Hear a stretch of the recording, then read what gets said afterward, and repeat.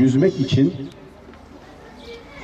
uygun yerler, can kurtaranlarla belirlenmiş plajlar, yüzme havuzları ve benzeri yerlerde olur. Onun dışında yüzmek doğru değil. O zaman vatandaşımız şunu sorma hakkına sahip oluyor. Böyle yerler var da mı gitmedik? İşte o alternatifi sunmak için çok hızlı hareket ettik ve özel idaremiz, Gençlik Spor İl Müdürlüğümüz ortaklaşa hemen bu portatif yüzme havuzunu oluşturduk. Burada 2000 çocuğumuz yaz boyu hem eğlenecek hem de yüzme öğrenecek. Ama asıl hedefimiz kalıcı yüzme havuzlarını, açık yüzme havuzlarının sayısını artırmak. Ekonomik ömrünü tamamlamış hemen buraya yakın olimpik yüzme havuzu biliyorsunuz kapandı. Çünkü bina statik olarak artık kullanılamayacak halde. Yine özel idare olarak orayı yıkıp açık havuz şeklinde, hatta birden fazla açık havuz şeklinde bu kış yapmayı düşünüyoruz ve önümüzdeki bahar çocuklarımız inşallah oradan faydalanacaklar. Ayrıca bu tür portatif havuzların ya da prefabrik havuzların sayısını da arttırmak istiyoruz. Ancak öncelikle şunu da unutmamak lazım. Bu çalışmalar yerel yönetimlerin görevidir. Biz özel idare olarak imkanlarımızı zorluyoruz ancak bir yere kadar. Belediyelerimizin de hem ilçelerde hem il merkezinde bu tür havuzların sayısını arttırmak için çalışma yapması lazım.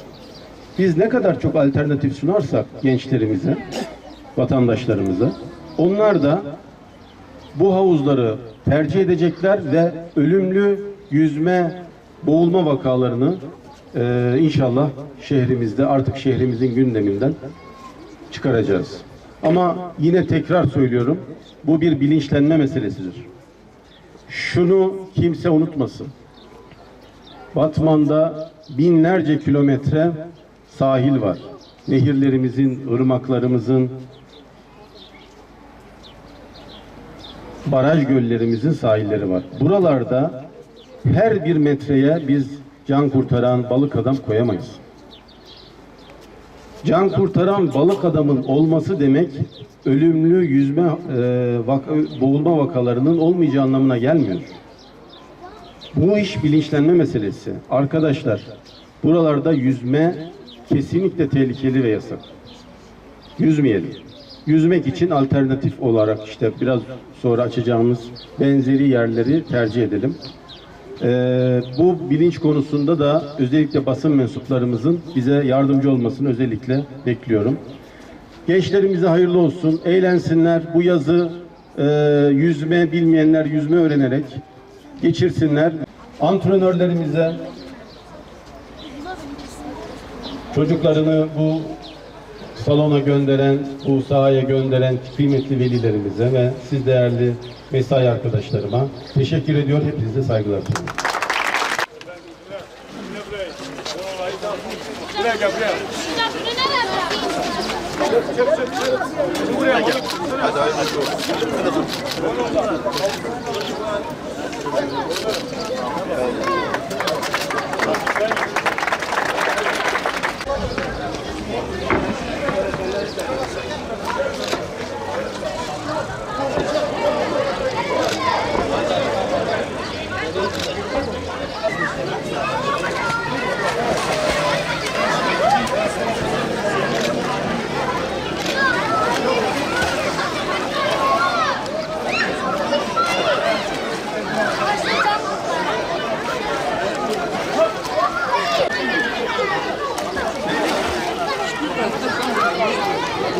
Zaten çocuklar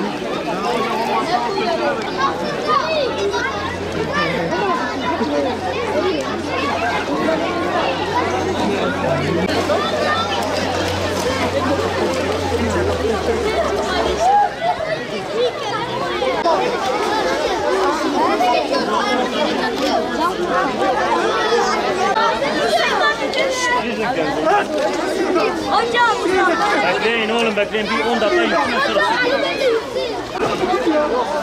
Oğlum bekleyin gidecek şimdi.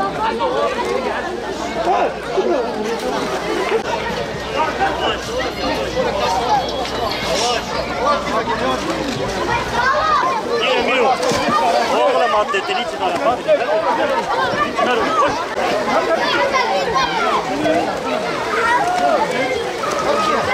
Hocam. Oğlum yüzü bir daha bulamazsınız. Girin.